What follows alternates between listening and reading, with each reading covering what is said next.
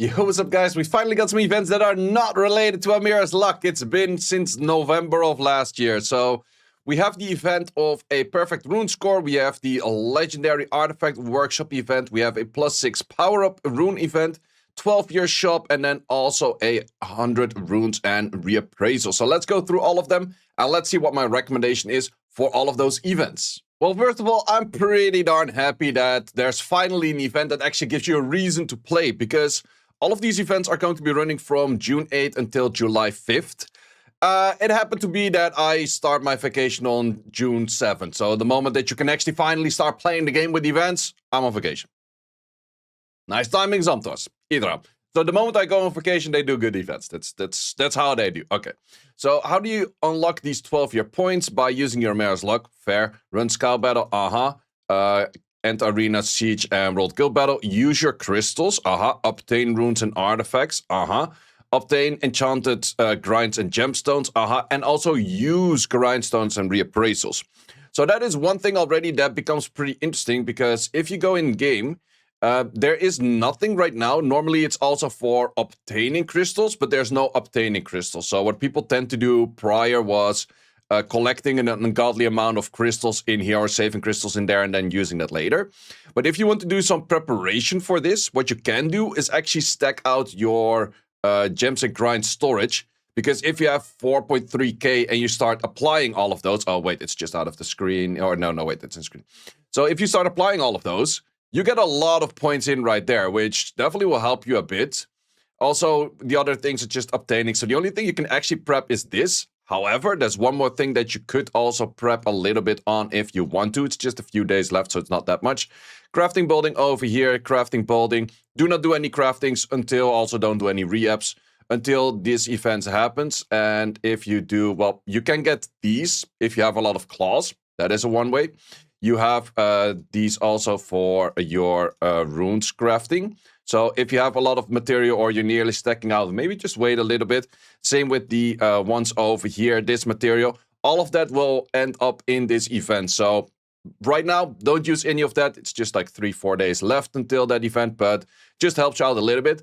And the moment the event starts, if you want to like head start a lot of things, start applying a lot of grinds. Because applying a lot of grinds is really nice, because the 12-year points can be earned without a daily limit, which is really nice. We don't see the exact amount that you get per doing whatever just yet. It might be that this is not that much, but this is something that you can already pre-prepare to just get some things in. You do also get, as a new or returning player, you get a check-in bonus, which is just a little bit extra, which is barely anything. So moving on to the event itself, what do we have? We got some energy and some mana stones and some rune essence every day. That is fine. Then we have some select rune types and select reappraisal types. Okay, so you're gonna do 10. So if we have 10, what is the best options you can have? If we grab in a notepad, so that's 1 on Bio, I would say, 2 on Desp, and then 3 Will, and 4 on Swift. Those are pretty obvious. I would definitely throw, since this event is kind of wide, on Fight Runes. Then probably Rage is a fine target as well. Then I would probably start throwing things at things that you normally don't really farm. So if you don't do that much Necro, then a Nem / a Vampire might be interesting. Revenge these days is not that bad. And then number 10, kind of up to you. Could be a shield set, could be a destroy, could be blade, could be any of those. So I think that this one is more optional, but I think I would recommend most people to go for those. Also, if you get the re-ups, best re-up targets that you can do are slot 4 crit rates. And why slot 4 crit rates? Well, if you have a slot 4 crit rate and it really doesn't depend, or like, it just doesn't matter on what kind of slot it is. If you roll it high on a speed, for example, it's usable on about everything. Plus, you can use it as a broken set. So that's something especially for the ones that are less interesting, that you could have those in. However, for all of those, like I would go crit rate 4 over here, crit rate 4 over there. Yes, still. This one, maybe just an HP that you're missing. This one, attack 6 or a attack 2 or crit damage 4. Same for this one. And then these 4, you probably have specific targets that you already want to re-up. So you can be using those. Then you also do get some relics over here. No, okay, wait. Remove the plural part. You get 1 relic. Why? Why are they so scarce? Like, if this was a relic selection event, that would be dope. Then you can select like the attack with the attack goes into damage. I wish that they would do that for an event, but I guess they're still not doing that. That might come later at some point. Maybe relics are just too new, but even if you give that one to like legit everyone, most of them will end up at +6 anyways. And there's people that have been trying to search for just that one specific relic. So would have been cool if they implemented relics as an event right away to get one specific relic. Also, they give you 10 power-up stones. Like legit, that's 2 power-ups, man. That's kind of greedy right there. You might as well just remove that whole relic part. First relic event, yeah, not really. Like, you gotta have a fucking relic and like 2 upgrades. Like, yo, what the fuck is that? Moving on to the next. For the perfect 100 rune score giveaway. We have that. Select 10. Select 1 out of 28 runes. Okay. Obtain your desired rune score.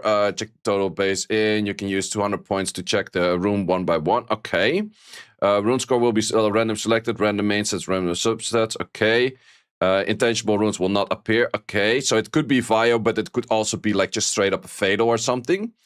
You can only select 1 rune. Okay, I think that this one is one of those that you can join my Discord, and the moment that the event is done, or close to done, you just ask in the Discord in progression helps, like, okay, these are the runes, which one should I pick? I think that that will help you out a lot. Discord is in the description link down below. I think that this one can be pretty nice. What you should be aiming for is some kind of rune with a slot 2, and then whatever it rolls into, it's going to be good. So you want to have HP, attack, defense, and then crit rate or accuracy in there, and then whatever it rolls on the slot 2, it's always good, because in the end, you're going to get a 100 rune score rune, but it is still a rune that is going to be a, it can roll in anything. So if you go, if it's like, oh, I'm going to go for an HP 6, and I want to get a speed in there, and have HP and defense, and crit rate in there, and it rolls like quad and crit rate, and you're at like HP 4 with a crit rate in there, and you're like, yeah, that doesn't make too much sense. So I think slot 2 speeds that are 100 rune score are by far the most all-rounders, and I would recommend to take those if you do get those. But then again, like 28, it could be that there's not a 0 slot 2 speed, or you get it on the type that you're like, yeah, do I really need that on the blade? Not really. Then we have the legendary runecraft and +6 power-up event.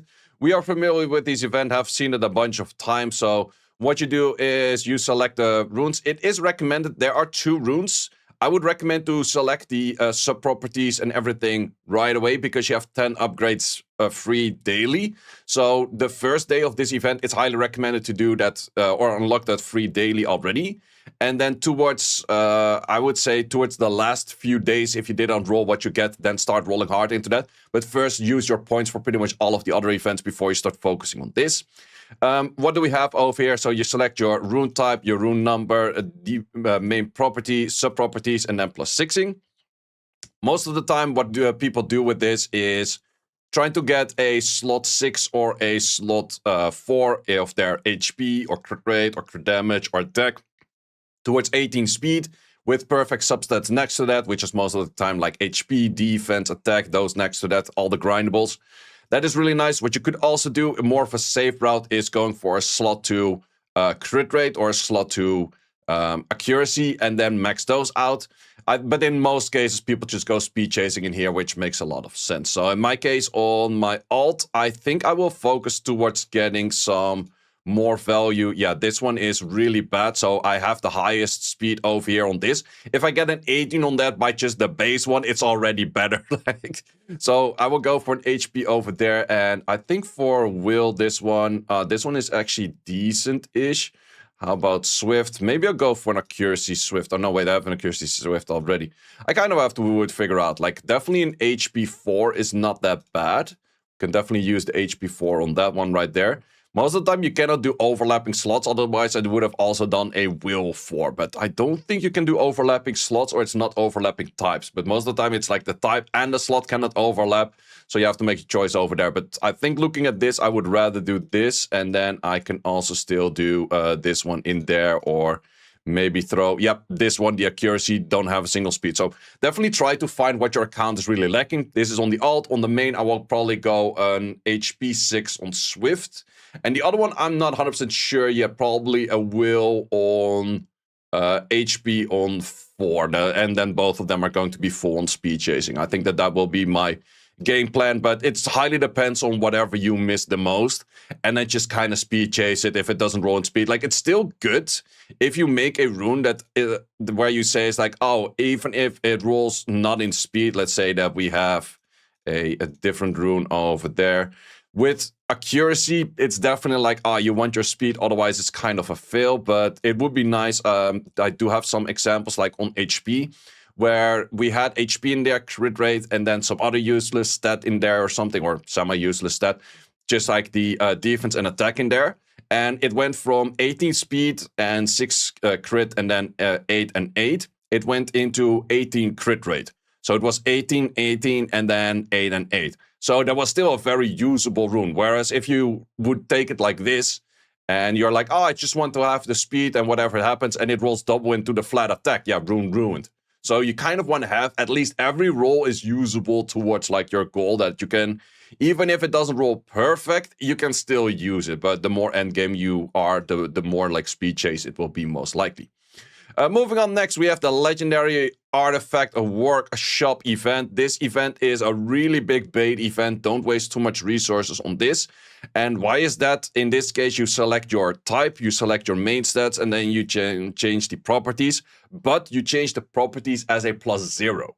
Since you place the properties as a +0, you have no clue what it actually rolls into. You can take a lot of time to get your artifact towards the perfect artifact, where you would say it's like, oh, I'm going to get an artifact where it's HP, and it's going to be attack, and it's going to be speed, and it's going to have like all of those cool lines. And then the moment you roll it, it goes all the way in defense, and you're like, yeah, fuck. So that is one of those things. I would recommend to go for a artifact that you would need on 2 additional lines, and then just kind of pray that it rolls into those 2 additional lines. And then the third line, you probably want to put a convert in there, and then you just see what happens. If you don't roll in those 2 additional lines fully, then it's probably like a wasted artifact in the first place anyway. So what is the main type that I would recommend for? That would be going for a, I would say a type artifact, and then for a attack artifact, or like an attack main.